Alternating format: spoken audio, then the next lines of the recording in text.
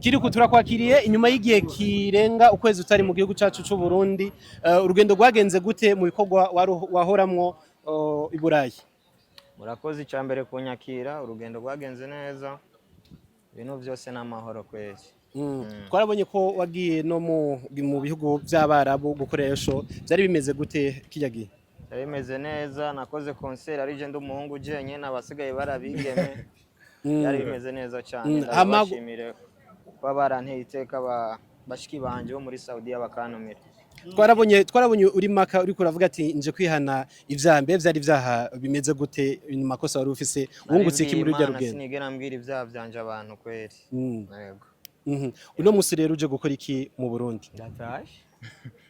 Yes, Badman Akili urashye mu Burundi inyuma y'ukwezi kose kurenga utari mu Burundi. Wa mwana mwibarabara yamayibobo. Uno musi segenda ikamara ukwezi kose ikizunguruka mu ndege. Ni ibintu bimeze gute n'ubutumwa butanga bumeze gute Gakiri?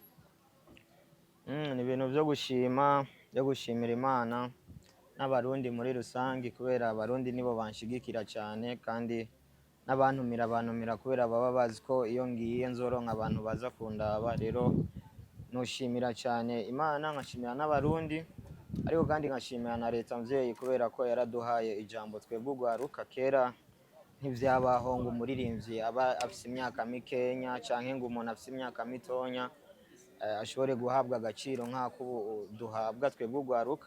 Shimire n'umukuru w'igihugu cyacu cy'u Burundi ko yaremeye kutubera umujama. Iyo jambo ryaraduciriye inzira cyane ahantu hose ngende ubundakirwa. Wow. Kuza wambaye impuzu y'u Burundi aho kandi inyuma yanditse ko izina ry'umukuru w'igihugu cyacu cy'u Burundi bisigura Gakiri washatse gutanga ubuhe butumwa umukuru w'igihugu? Nyene mejeje kukubwira. Akwiye gushimirwa cyane ugwaruka twarahawe ijambo kuva yemeye ko ari umujama wacu kuba yifadikanije natwe. Kiriku Akili warazungurutse ku mugabane wa Aziya uja no mu Bufaransa hose ariko bamwe mu ba promoters hari amajambo yakurikiye ku rugendo rwawe hamwe benshi bavuze ngo show wagiye gukora muri Saudiya wagiye kuririmbira abayaya. Kiriku Akili ngo show wagiye gukora muri Saudiya wagiye kuririmbira abayaya. Uriya yabivuze abavyeyi bibo bamwise ndayahoze ariko we yaca yita sinzoceceka. Mu Bufaransa naho warabonetse nk'umuntu yarakiswe n'amagara utamerewe neza ariko bivanye na poste wenyene washikirije ushiramwo na assurance BIC ngo bakoresha assurance BIC nani assurance maladie ariko ikibazo kiri nga benshi bafashe yuko ijya image ari content wari kura create kugira uvugwe mu Bufaransa.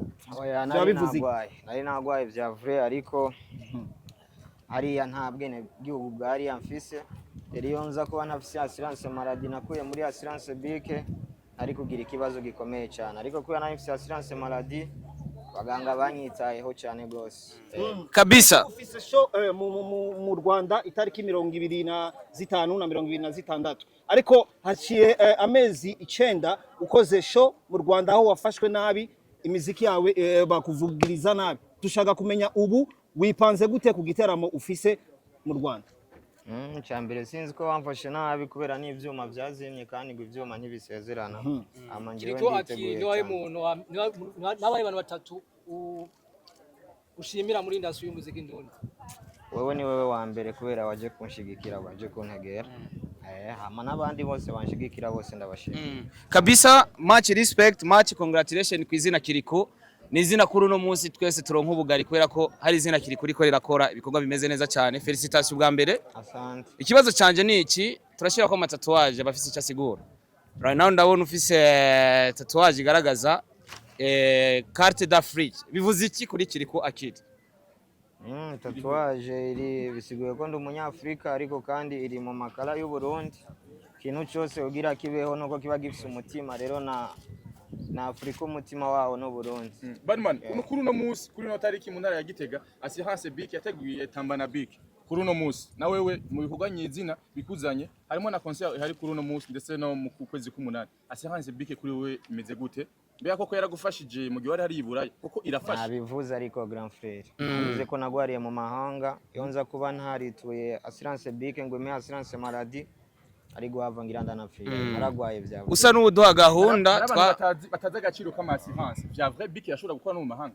cyane gose urumva iyo nza kuba ntayifise byari kugorana gose kubera nararembye kweri yego ubu unya amakampani yakaratahura abaririmbyi bamwe barabaha amadiri atandukanye amafaranga akaza aboneka ku rugero rudasanzwe uno musi muziki w'Uburundi uratunga umuntu nkuko bitandukanye n'ubwa mbere babitamamaye bo abanywara umuginane mazina atandukanye yego cyane warakoranye indirimbo na D1 iyo ndirimbo aho vyashitse havugwa amajambo menshi yuko bayikuye ko indirimbo yawe na D1 Reka Shambe bimeze gute vyagenze gute kugira indirimbo isubizwe ko nkuko mwari mwabitubwiye yuko hari kibazo kiri hagati ya management ya Kiriku jewe narayisubije ko ata muntu umwe ngishije inama kubera indirimbo ni jewe nari narayikunze kugira tuyisubiremo naramurondenya n'indirimbo kandi arabinyemerera rero uko basanzwe bakorana na management yiwe sinari ndabizi ariko indirimbo nafashe decision yo kuyisubiza ko ata muntu umwe ngishije inama kubera ntiwo kwima umunezero abantu ibihumbi abantu amajana kubera ngo abantu babiri batabishasi iriya ndirimbo abantu bari bamaze kuyikunda rero kuyikura ko nabonye umengo cyo bari gihombo kuri jewe umuntu aba yakoresheje umwanya agakoresha n'amafaranga naciye ndayisubiza ko ata muntu ngishije bamwe mu bafana bashaka gushyigikira umuziki wa Kiriku barakumbuye kubona igiteramo cya Kiriku akiri ariko amata nsumira hari igiteramo ngufise vuba vuba hano mu gisagara cya Bujumbura koko byaramaze kuba official kumbure hari ama media menshi atandukanye hari n'abakunzi bagukunda bifuza kumenya iyo message kumbure shure kubagira ko bati uvuze sorry hari igiteramo biranugwanurwa ko hari igiteramo ufise vuba vuba hano mu gisagara cya Bujumbura izo bamenyesha ubu tugira tugende Gitega kwanza Badman inyuma y'indirimbo ahani abantu bashobora kuvuga ngo Kiriku yaratinye gusubira kandi gusohora indi ndirimbo ngo nico gituma yakoze indirimbo Lekasha ahani yaramuteye ubwoba gusubiriza niko kuri mbega ko kuri n'umunsi indirimbo ahani itarakurikizwa canke Lekasha inyuma ya mezi menshi ga Badman je niko sanzwe nkora umuziki n'inyuma ya ahani nayo nayisohoye maze nk'andi mezi nk'aya nyene ntarasohora indirimbo biravugwa yuko Kiriku akiri agira kurara ingoma na Kivumbi King kabanze yishure braza okay niyo ndirimbo igiye gukurikira ndi kumwe ngiye gukurikiza ahani twitagiye kuri Kiriku akiri tegi indirimbo nshasha amahiti gusa inshallah Badman uri hanze warakoze ikiganiro kuri television international ariho kandi mubo washimiye harabakrititse ngo ntiwashimiye Big Fizzo ushimira Oscar Big Fizzo ngo ntiwamuvuga benshi byarabayeho ikibazo ngo Big Fizzo ntumwibuka mu bantu bagufashije ukuboko baragushikana kure koko niko kuri ntumushigi ntumuvuga basi bo sabwe bazomunyibukire oya ukuri nuko iwawe nubwiriza kumwibuka jewe ukuri nuko umutima wanje nta uri mu mutima wawe Big Fizzo bisigura ko ataco yigeze afasha muri career yawe Kiriku ntaco yafashije gakiri wowe ibintu byose biri ku mutima wawe byose urabivuga ariko Big Fizzo biboneka ko umengo n'umuntu ari imbere mu bagufashije jewe ndamushimira gose kandi nafashijwe jewe n'abantu benshi kubera wowe histoire yanje urayizi nafashijwe n'abantu benshi abantu bose bamfashije n'ubu nyene mvuze ngo ndabashimire nukuri nitwo bivamo kubera sindi umuntu yakuza afashwa na famille cyangwa afashwa n'umuntu wo muri famille nakuze ndi umuntu mfashwa n'umuntu wari we wese duhuye rero nafashijwe n'abantu benshi kandi na kiriya kiganiro nari namushimiyemo ariko bo barabikase kubera ikiganiro ntibashase kibe kinini sishobora gutarukira ku bandi bantu na Fizzo nkamwe bagire abantu bose babimenye ko Fizzo ndamushimira kandi ndanamukunda vyatari Kiriku turashaka kumenya aho heruka mu ahubwo nibe ntimuze kubikata uratwe navyo dukata tubigumizamo aho heruka mu gihugu cyo mu Rwanda waravuze ko utazosubirayo wenyene uzogenda utwaye ubundi mu Burundi kugira mushobore kwerekana idarapo ry'u Burundi neza itariki 26 na 25 urafiseyo igiteramo nimba atari banga uzogenda utwaye inde uzogenda ujanye nande navuze ko nzotwara team kugira ibintu bigende neza kandi yaba amaze kugerayo n'ubunje ariyo nabanje guca kugira umuziki udasubira kuzima